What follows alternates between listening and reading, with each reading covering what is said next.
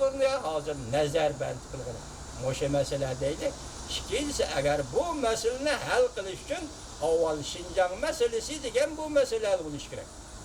Uyg'uriston masalasi degan bu masala bo'lishi kerak. Turmaga solib oldi, turmaga qo'yib berdi, buni bilan hal bo'lmaydi bu ish.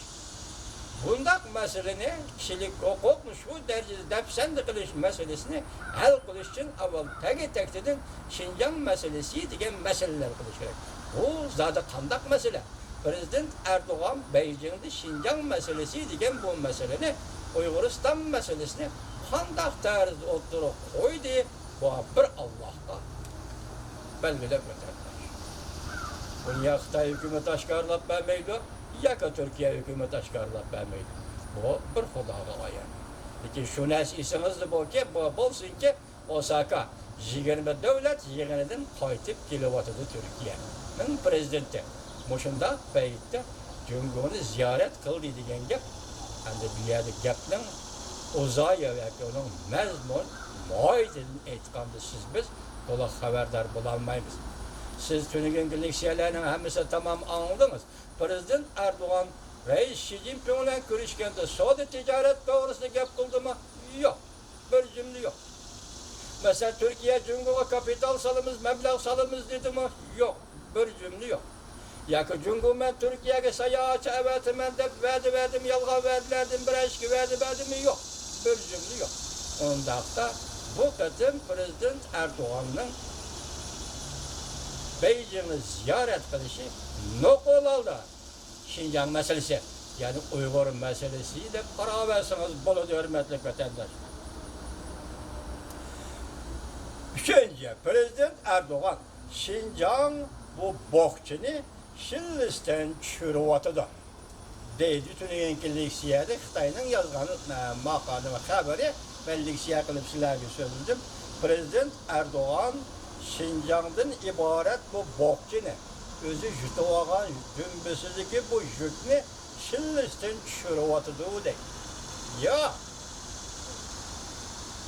bu bog'chini taqa Turkiya yuk sifatida yoki bog'chi sifatida Şinjan masalasi deb o'ziga og'ini yo'q.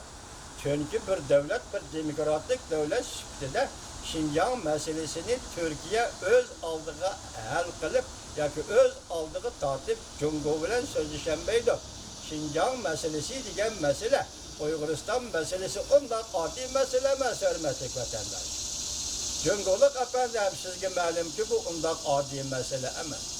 Turkiya nuqul holda Şinjan masalasi degan masala bilan yoki buni qanday hal qilish bo'yicha aytganda, o siz bilan so'zlashamaydi Beijing apandi. Beijing ham siz so'zlashamaysiz. Bu intayin murakkab xalqaro masala. Bugün Prezident Erdoğan Beijing'e qanday keldi? Belki 20 davlat guruhining vakili sifatida yetib keldi. Bu masalani hal qilish kerak. Jazo lagerini hal qilish kerak. Jazo lagerini hal qilish uchun Şinjan masalasini hal qilish kerak. Prezident Erdoğan 20 davlatning vakili sifatida Osaka yig'inining qonunima ro'yi ne izchillashtirish belki da'votidan bilgicha Alloh juma vatandoshlar. Sifatida Prezident Erdo'g'an Şinjan masalasini ko'tarib, Beijing sizning oldingizga keldi. Sizning maydoningizni ko'rmoqchi, sizni chekib boqmoqchi, sizni sinab boqmoqchi. Bu masala zada qanday masala? Tashqi dunyoning ko'z qarashi nima? Jungo hukumatining ko'z qarashi nima? Turkiya hukumatining ko'z qarashi nima? Sinab boqish uchun keldi. Nima dediniz? Reis Xi Jinping, bu o'zingizga tal. Şuna bir yerdeki bog'cha yoki yuk sifatida hozir Turkiya hukumatining prezidenti Erdo'g'an bu yukni o'zining dumbisiga yutib oldilar, ammo sizning gapingizcha amaliyotda Jungoning dumbisidan bu yukni elib o'tish, Jungoni ozod qilib o'tish yoki Jungoning bu yukni ko'tarib yurolmayotganligini ko'rib Jungoga yordam berish, ya'ni yukni elib o'tish. Buning ma'nosi nima? O'ziga qo'yib Uyg'urni. O qurgan davlatini asli keltirib qo'yib. Shu yerga bormasa bu yuk bo'lmaydi. Bugun Jungoga yuk bo'layotgan bu narsani yordam qilib Prezident Erdo'g'an Jungolikning shillisidan, dumbisidan tushirib o'tmoqchi bo'lyapti. Cöngoluk Efendi yazgan makalınız, haberinize benim tahlilimi seliştirip görün.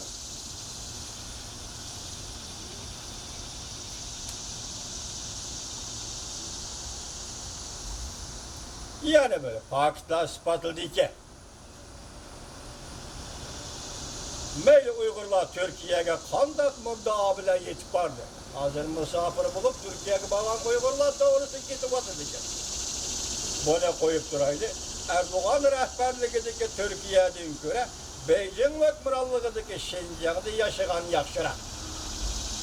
Bu Xitay'ın Tünük'ün doğru yazılan leksiyede mışındak değil.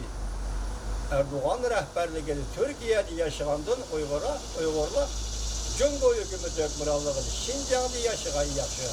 Avval Cumhurluk Efendi doktor bitirisi şunda eytay ki Nemişka Uygurlar yakı onun rehberliği, yakı bunun rehberliği, yakı onun hükümranlığı, yakı bunun hükümranlığını yaşamak ki.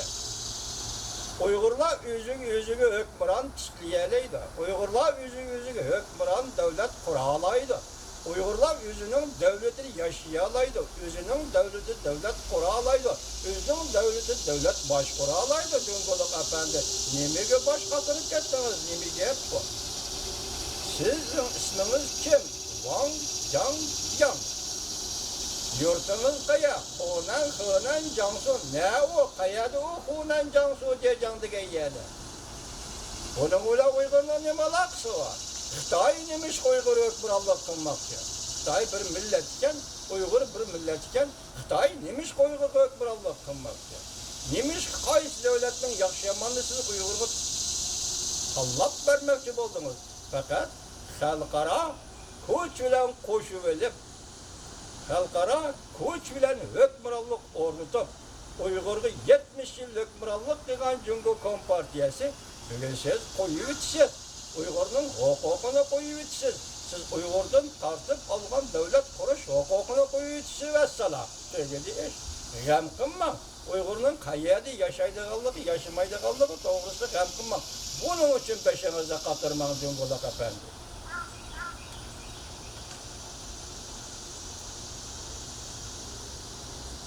Kısıkça, Prezident Erdoğan duç kelgen Türkiye'nin içki ahvali ve halkara vaziyet Prezident Erdoğan'ın Şinjan meselesiga aralışışıga köp makan kaldırmadı.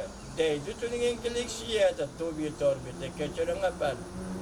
Hazır endi Prezident Erdoğan ve Türkiye Şinjan meselesiga aralışışıga makan tayyorlandı. Vakit kıstap geldi. Siz nime devatsınız? Biz bunu chet el, bunu halkara cemiyet bunu muşunda koylavatıdır. Ondan makan kalmadı ama hazır Türkiye Prezidenti Erdoğan Şinjan meselesiga aralışılığa makan tayyar bulavatıdır Cumhurluk Efendi halkara cemiyette. Hem zaman tayyar bulavatıdır Cumhurluk Efendi halkara cemiyette. Muşundak zaman, muşundak tayyar boğan makan içinde Türkiye Prezidenti Erdoğan Şinjan meselesiga aralışılığa. Bana böyle. Dovi Efendi, Cumhurluk Efendi, böyle hem depterinizi gezivelim. Prezident Erdoğan tetiklik ve canlılıkını aşkarlavatıda. Şinjan meselesi hazır onunla siyasi bokçu bulup, hem de bu bokçunu Şinlistin çürüvü dişki doğru geldi. Bana tekrar o kaptı geçirinler. Bokça doğrusu başta sözler oldu. Yetince Türkiye, Cumhur Şinjan rayın yaşavatkan asallık millet Uygurlar bilen dindaşlık, tildaşlık cihette birbirine yakın. Devlet algılan ten eliş duygusu ve tebelik duygusu mevcut. Türkiye uzundan beri Cumhur'un Şinjan'da başkuru siyasi fikir koyup geldi.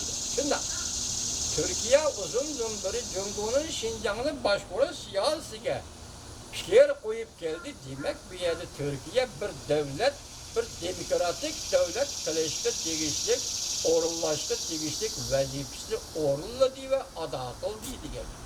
Dünyadaki başka devletler Şinjan meselesi doğrusu da ne mi degen bolsa, Uygur meselesi, Uyguristan meselesi doğrusu da ne mi degen bolsa, Prezident Erdoğan hem şundak söz bilen Beijing'e fikir koyup geldi. siz bunu doğru dersiz. Biz hem bu sözümüzü doğru deyimiz, çünkü ola kapan. 8. Bugün Türkiye'nin pozisiyası özgerdi. Bu özgürüşten özgürüp atkan Şinjan vaziyeti bilen zor derecede sebep neticelik münasebeti var. Hem de muşu vaziyet kelgende biz mundaq bir tahlil kılaylı vatandaşlar. Özgürüp atkan Şinjan vaziyeti nime? Sizden Uygurlar ne? Erki yok otuş bilen ceza lagerge kamap alganlığınız bu Şinjan vaziyetini özgerttiği dep düşündünüz mü? Bunu siz yüzünüz özgerttin dep düşündünüz mü? Siz şu halga kelip kaldınız. Uygurların nezarband kılgan mecburiyetke kelip kaldınız. Uygurlarni erki yok çıkıp mecbur oladigan davrga kelip kaldınız. Çünkü bir yerge en asaslık avvalki tüpki sebep Uygur halkı bu millet oygandı. Endi siz Uygurni burunqidek başquralmaydiganligingizga, tizgilleyolmaydiganligingizga ve burayni sizning tilingizdagi Şinjan Uyg'uriston, Uyg'urning tilidagi Uyg'uristonni kontrol qilolmaydiganligingizni ko'zingiz yetdi. Bu bir nokta. İkinci, siz hozir xalqaro jamiyat ve Amerika Qo'shma Shtatlarining davlat axloqi, kishilik huquq prinsipini ta'kidlashdan iborat davlat axloqi oldida dal Amerika Qo'shma Shtatlari bilan savdo urushi va jarayoniga kirgan shundaq bir paytda siz bütün Uyg'urlarni go'raga oldingiz. Xalqaro jamiyatning oldida go'raga oldingiz. Amerika Qo'shma Shtatlari hukumatining oldida go'raga oldingiz. Buningdagi sabab sen bana undaq yo'l qo'ysang, men sana bundaq yo'l qo'yman. Buningdan boshqa hech qanday sabab yo'q. Go'raga erish bilan to'xtab qolmay, erki yo'q